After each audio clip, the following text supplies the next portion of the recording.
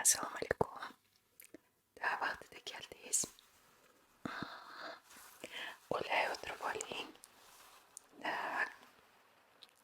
Oyoqlaringiz, qo'llaringiz qulaymi? Bu juda ham muhim, chunki o'zingizni yaxshi his qilishingiz uchun, fikrlar bemalol kelishi uchun va psixolog bilan ishonchli munosabatlar qura olish uchun tanangizni ham yaxshi his qilishingiz kerak. O'shaning uchun bemalol yostiqlarni oldingizga, orqangizga qo'yib olishingiz mumkin. Balki kofe, choy, nimadir kerakmi? Hozir sizga bizning spetsialniy choyimizni taklif qilaman. Mana shunday choy. Bu yerda mята, malina bor, bu sizga такой успокаивающий эффект beradi. O'zingizni qulay his qiling. Chunki hozir biz bu yerga yig'ildik faqat sizga yaxshi bo'lishi uchun. Tayyormisiz? Yaxshi. Choyni oldingizga qo'yib qo'ydim. Keling, unda ishimizni yana o'sha tanadan boshlaymiz. Barcha muammolarni, sizga kerak bo'lmagan fikrlarni tashqariga chiqib ketishi uchun eshik ortiga chiqib ketishi uchun ozgina nafas olish praktikasini qilamiz. 4 soniya nafas olasiz burnungiz bilan va 5 soniya ozgina uzoqroq nafas chiqarasiz og'zingiz bilan. Tayyormisiz? Keling birgalikda.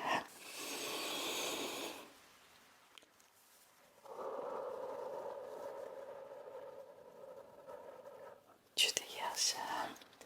Yana bir marta.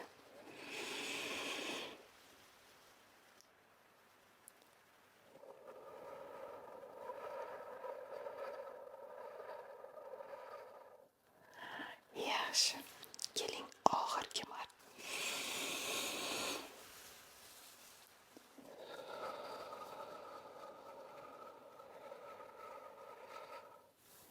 Juda yaxshi. Juda yaxshi. Qanaqa o'zingizni his qilyapsiz? Juda ham yaxshi. Keling, unda nima masala bilan kelganingizni ayting.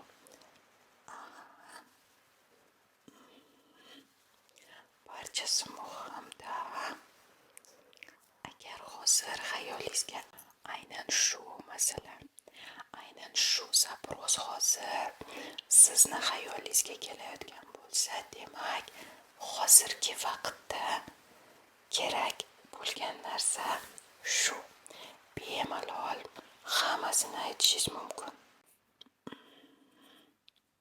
Shuni tushunishingiz kerakki, har bir inson o'zi uchun o'zi hal qiladi. Bu narsa men uchun to'g'rimi, yo'qmi? Bu narsa men uchun yomonmi yoki yaxshimi? Ya'ni hech kim sizga tashqaridan, ayniqsa psixologlar, bunaqa qilish kerak emas, bu yaxshi emas, bu uyat, bunaqa qilmagin deb ayta olmaydi. Hattoki yaqin insonlarimiz ham bizga bu narsani ayta olmaydi. Chunki bir kishiga yaxshi hisoblangan narsa boshqa bir insonga yaxshi emas bo'lishi mumkin. Faqat yosh bolalarga kattalar aytishi mumkin. Bu to'g'ri, bu noto'g'ri, buni qilish kerak, buni qilish kerak emas deyishi mumkin. Biz esa siz bilan shu katta odamlarmiz, o'shaning uchun faqat o'zingiz hal qila olasiz. Nima qilish kerak yoki yo'q. Psixologni vazifasi esa sizga o'sha fonar sifatida ko'rsatib bera olish. Qarang, siz bu yerda shu narsani his qilyapsiz. Bu sizni ko'nglingizga yoqmayapti. Balki mana bu boshqa yo'lga ham qarab ko'rasizda. Ya'ni sizga maslahat bermaydi psixolog. Siz o'zingiz javobni topa olishingiz uchun turli yo'llarni ko'rsatishi mumkin. O'shaning uchun hozir xayolingizga nima kelsa, shuni barchasini ayting. Men esa qog'ozga yozib olaman agar qarshi bo'lmasangiz. Men hozir daftarga yozib olaman, chunki muhim gaplarni, muhim o'sha sizda bo'layotgan harakatlaringizda qandaydir narsalarni unutib qo'ymaslik uchun qog'ozga tushirganim ma'qul. Albatta bu konfidensial, faqat siz bilan ish jarayonida ko'tariladi, foydalaniladi. Albatta, xavotir olmang. Keling, o'sha muhim deb hisoblagan narsalaringizni aytasiz.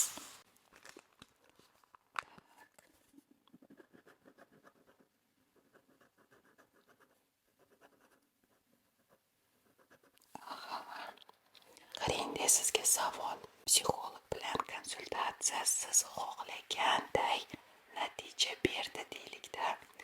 Ana shunda atrofda kelajakka nazar solsak, atrofda nima o'zgaradi? Ya'ni sizni hayotingizda nima o'zgaradi? Xatti-harakatlaringizda, ichki hissiyotlaringizda nima paydo bo'ladi? Balki nimadir yo'q bo'ladi.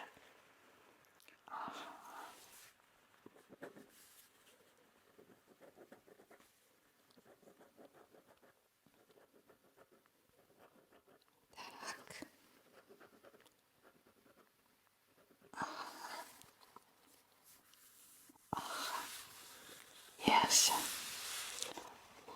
Men sizni tushundim. Avval psixologda bo'lganmisiz? Ya'ni tanishlaringiz bo'lganda. Tushunarli. Hozir juda ham ko'plab qandaydir masalalarni hal qilishga yoki qaysidir bir maqsadga yetib kelish uchun psixolog, coachlarning yordamidan foydalanadi. Qarang, sizdan eshitgan narsalarimni hozir sizga qaytarsam, siz to'g'ri yoki noto'g'ri deb aytishingiz mumkin. Demak, siz xohlayapsiz, sizda ko'proq energiya, kuch bo'lishini, o'zingiz xohlayotgan o'sha proyektlarni qilishga, ko'proq o'sha jasurlik, mardlik bo'lishini xohlaysiz. Ya'ni kuzatyapsizki, energiya ketib qolyapti qayergadir. Siz shunaqa gap aytdingiz, xotiralarni unutishni xohlayman deyapsiz-da.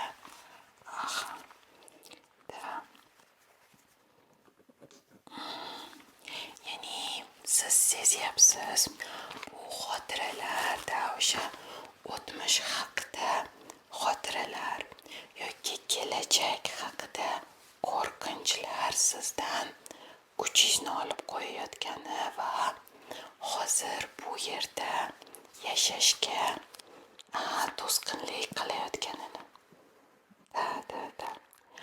O'zi nima aytishim mumkin bilasizmi? Judayam ko'p insonlarda bunday hozir muammo bor. Chunki hozir sizga tushuntirishga harakat qilaman. Chunki ayniqsa bizani hozirgi davrda o'sha sotsaytlarda qanday odamlar yashayotganini, nimalarga erishganlarini, nimalar bo'layotganini yaxshiroq ko'ryapmiz-da.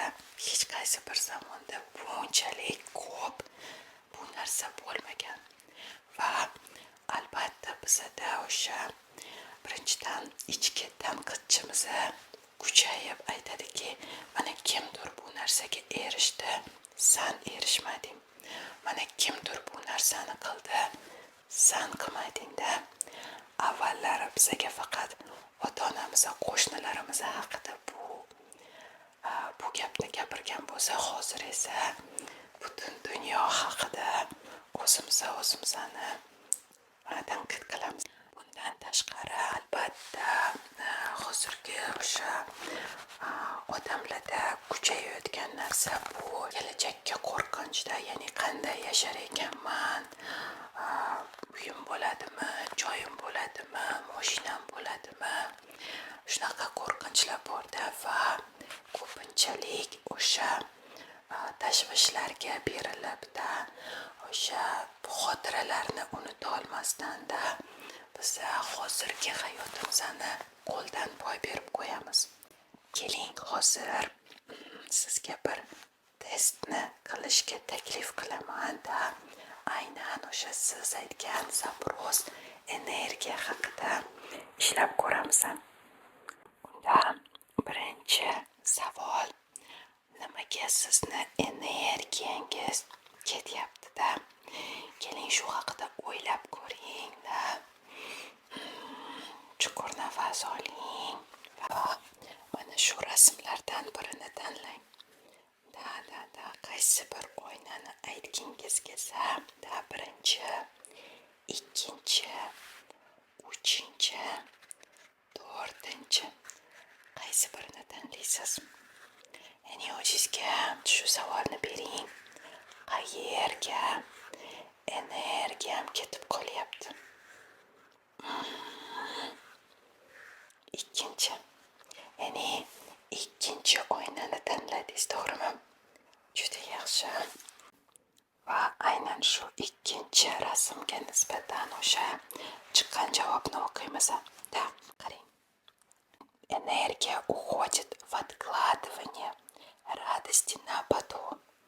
Ты умеешь держать себя в рамках, но иногда эти рамки становятся слишком строгими.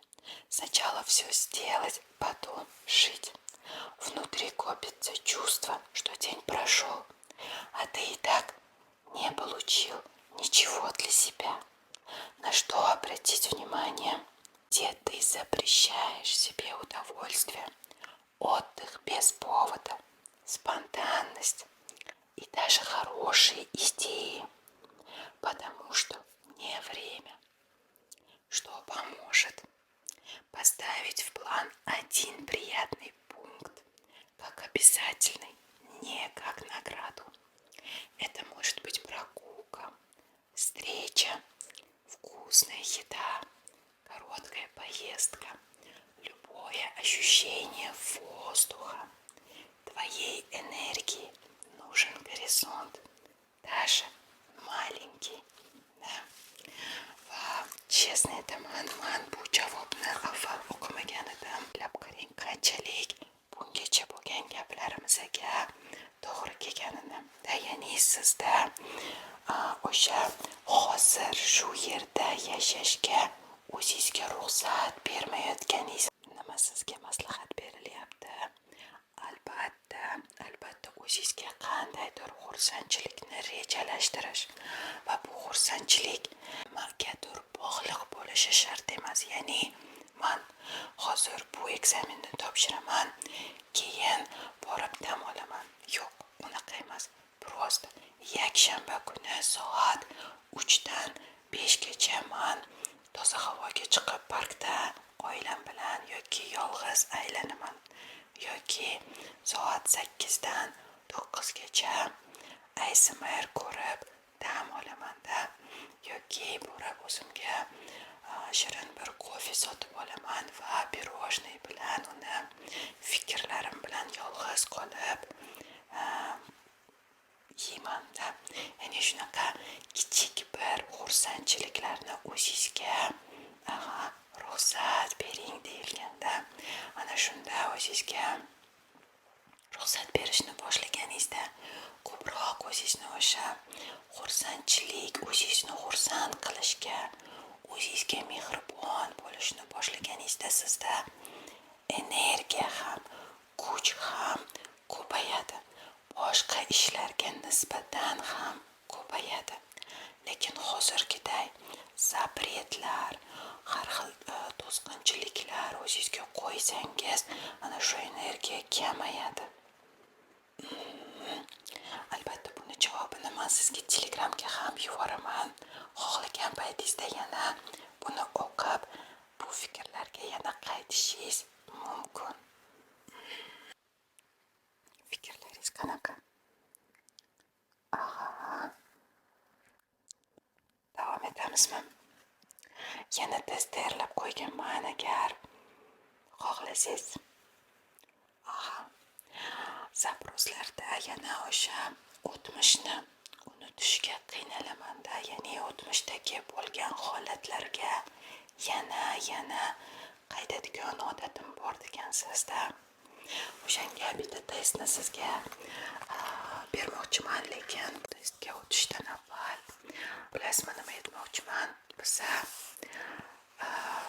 o'tmishga bo'lgan holatlarni, даже hozirda bo'layotgan holatlarni o'zgartira olmaymiz. Biza faqat unga bo'lgan reaksiyamizni o'zgartirishimiz mumkin. Misol uchun deylik, tirbandlik, jahlingiz chiqishi mumkin. Namuncha ishga kechga qolyapman, bu tirbandlik sabab yoki odamlar o'zini yaxshi tutmayapti deb jahlingiz chiqishi mumkin, ezilishingiz mumkin-da. Lekin bu narsani o'zgartira olmaysiz. Ammo bunga reaksiyangizni o'zgartirishingiz mumkin. Misol uchun, balki vohliroq chiqaman, balki mayli tirbandlik, men musiqani quloq solaman debda.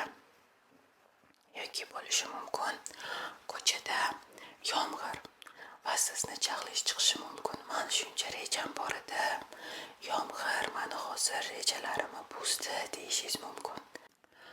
Yoki bugunga boshqa rejalar tuzishingiz mumkin. Misol uchun, uyda qolib yoki qaysidir zdaniya, imoratni ichida bo'ladigan joylarga o'zgartirishingiz mumkin-da. Yoki zontikni olib yo'lga chiqishingiz mumkin-da. Ya'ni aytmoqchimanki, holatlarni o'zgartira olmaymiz. Na o'tmishdagi, na kelajakdagi, даже hozir bo'layotgan holatlarga. Hozir dunyoda ko'p narsa sodir bo'lyapti va biza ko'plarini o'zgartira olmaymiz.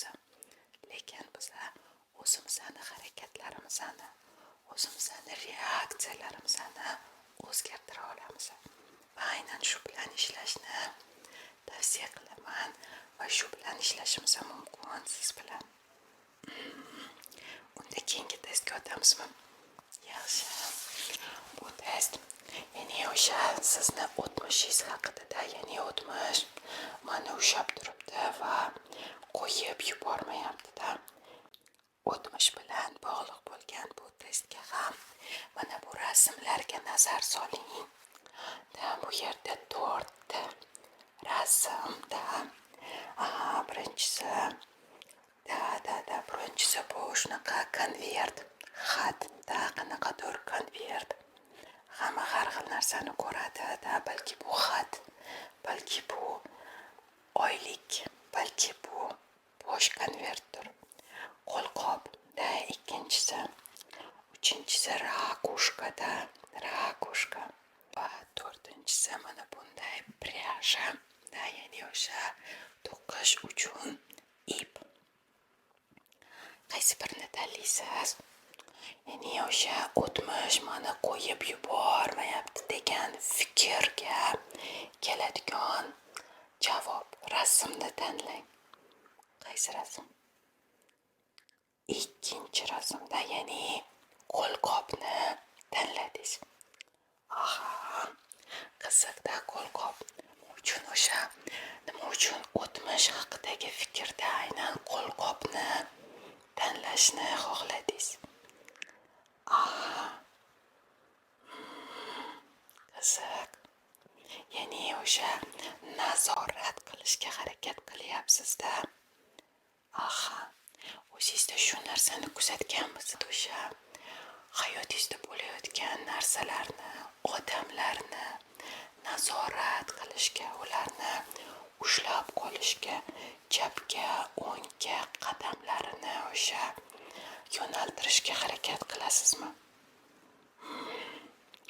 Nima uchun bunaqa savol beryapman? Chunki odatda o'sha hayotida o'ziga yaqinlariga ham o'sha nazoratni kuchli qiladigan inson hatto o'sha hissiyotlarini ham nazorat qilishga harakat qiladi. Hissiyotlarimiz esa shunaqaki, qanchalik biz ularni kuchli ushlashga harakat qilsak, shunchalik ular katta bo'ladi va bizga ta'sirini kuchaytiradi. Agar biz uni sal bo'sh qo'yib yuborsak, kelding, rahmat senga, men seni ko'rdim, hissiyotim, endi ketishim mumkin deb munosabat bildirsak, ketadi. Keling, unda javobni o'qiymiz. Ya'ni shu test bizga taklif qilgan javobni rus tilida o'qib beraman. Если вы выбрали перчатку, да, перчатка символизирует защиту и привычку держать дистанцию. Ваше отношение к прошлому связано с телесной памятью и опытом, который оставил свой след. Вы хорошо помните ситуации, где было неприятно, неловко или небезопасно. Из них выросли ваши правила. Кому можно доверять, а с кем лучше держать паузу. Такой выбор говорит о склонности контролировать пространство вокруг себя. Вы не любите, когда к вам вторгаются советами и оценками. Поэтому прошлые обиды и разочарования запоминаются особенно ярко. Они становятся своего рода щитом, который напоминает, чего вы больше не хотите. Отпускать прошлое вам мешает именно этот защитный слой. Он помог вам однажды, однако иногда мешает подпускать к себе новое. Вы умеете оставить ситуацию за спиной, когда чувствуете безопасность и уважение к своим границам. Поэтому важная задача для вас научиться замечать, где реальный риск, а где скорее инерция старого опыта. Когда внутренняя перчатка становится мягче, прошлое перестает диктовать будущие reaksiya. Keling, bu javobni ham ozgina siz bilan analiz qilamiz. Ya'ni aytmoqchiki, siz aynan o'sha avval aytganimizdek kontrol qilishni o'rgangan insonsiz va bunga siz o'sha sizda avval bo'lgan tajribalar sababi aynan shunday strategiyaga kelgan. Sizni himoya qilmoqchisiz. Kelajakda qandaydir yana shunday xafachiliklar yoki shunaqa holatlar bo'lmasligi uchun o'sha xotirani qo'yib yubormasdan ushlab o'tirasiz. Lekin bu sizga boshqa bir narsalarda pand berishi mumkin. Ayniqsa o'sha yangi qandaydir tajribalarni hayotingizga kirib kelishiga ham to'sqinlik qiladi. Aynan sizni shu harakatlaringizda maslahat qilinganki, ba'zan to'xtab, chuqur nafas olib, o'zingizga savol bering. Hozir men bu holatdan, bu insondan, bu qanaqadir yangi tajribadan o'zimni olib qochyapman-da. Nima uchun? Eski tajribam meni qiynagani uchun-da. Eski xotiralarimni qo'yib yubora olmayotganim uchunmi? Ya'ni o'sha sabablarga ko'rami yoki rostdan ham hozir shunaqa risk bormida? Rostdan ham shu inson mani aldab ketishi mumkinmi? Yoki rostdan ham hozir bu yerda qandaydir yaxshi emas bo'lishi mumkinmi? Ya'ni fakt bilan o'sha o'zingizni fikrlaringizni ajratishga harakat qiling. Buning uchun esa ozgina to'xtab, o'zingizga o'ylashga imkoniyat bering. Testlar bilan bugun naверное tugatamiz. Sizga qanaqadir qiziq narsa bugun oldingizmi? Nimani aynan bugungi sessiyamizdan o'zingizga eng muhim narsa deb hisoblaysiz? Juda yaxshi. Unda hozir xayrlashdan avval ozgina tinchlanish yana metodikasini qilmoqchiman. Faqat bu yerda o'sha dihательный praktikadan tashqari ozgina ko'zlar uchun ham yoqimli bo'lgan holatlar va ovozlar bo'ladi. Keling, ozgina sizga motivatsiya berishga harakat qilamiz. Qo'lingizdan barchasi keladi. Siz juda ham kuchli, siz juda ham aqlli insonsiz.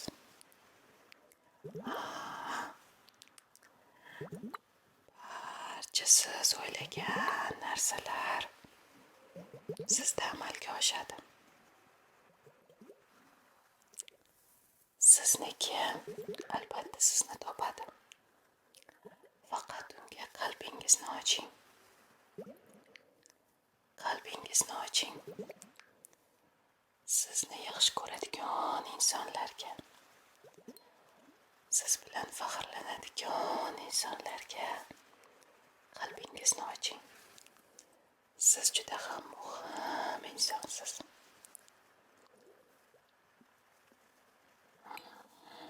Juda yaxshi. Ishlaringizga omad tilayman. Yana keyingi sessiyamizda sizni kutaman. Xayr.